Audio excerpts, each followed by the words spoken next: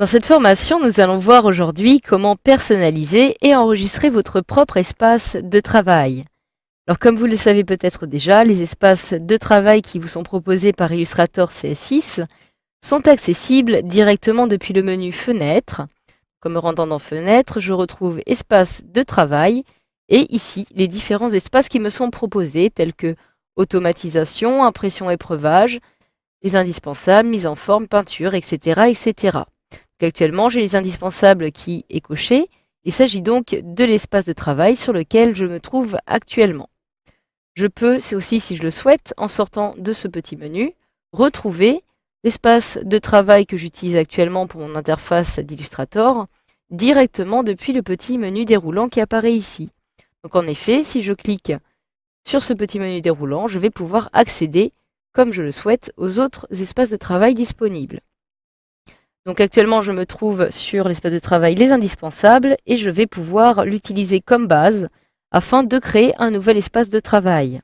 Donc à partir des Indispensables, je vais maintenant pouvoir décider d'apporter certaines modifications à cette interface, à commencer par exemple par modifier, admettons, l'emplacement de l'icône du panneau aspect qui apparaît ici. Donc tout simplement en cliquant dessus, je maintiens mon clic enfoncé, je peux ainsi l'extraire de la liste des autres panneaux. Donc une fois que celui-ci a été sorti, je peux aussi, si je le souhaite, le redimensionner en l'agrandissant comme ceci.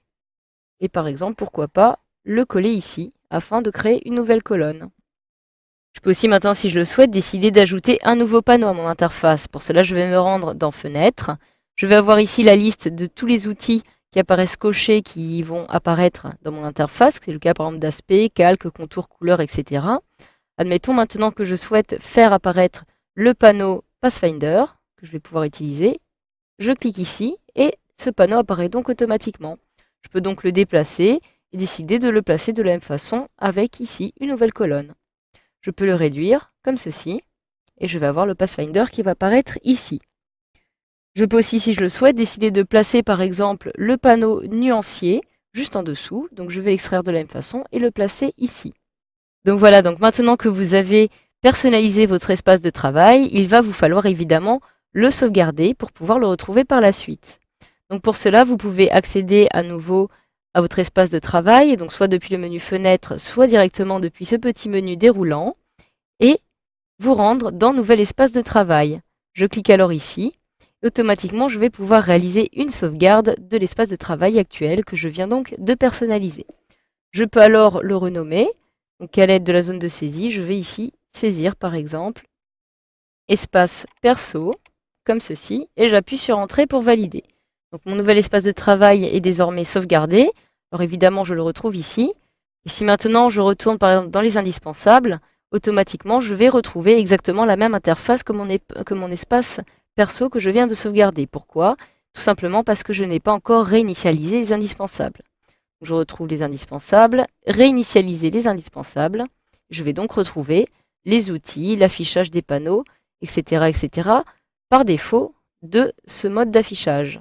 Si maintenant je retourne les indispensables, je peux à tout moment retrouver l'espace perso en me rendant ici, en un clic. Donc voilà, à tout moment maintenant, si vous souhaitez supprimer un espace de travail que vous avez vous-même créé, vous pouvez le faire, mais pour cela, il vous faut changer d'espace de travail. Donc je vais retourner ici dans les indispensables afin de pouvoir le supprimer. Je retourne ici et tout en bas, je vais avoir maintenant gérer les espaces de travail. Je peux maintenant retrouver ici mon espace perso en cliquant dessus pour le sélectionner. Je peux ici, si je le souhaite, décider d'en créer un nouveau ou alors de le supprimer en cliquant sur la petite corbeille. Je clique alors ici sur la corbeille, puis sur OK. Et si maintenant je me rends dans les différents espaces de travail, je ne retrouve plus ici mon espace perso puisque celui-ci a bel et bien été supprimé. Donc voilà, grâce à cette formation, vous savez désormais maintenant comment créer votre propre espace de travail, comment le personnaliser et comment le sauvegarder sous Illustrator CS6.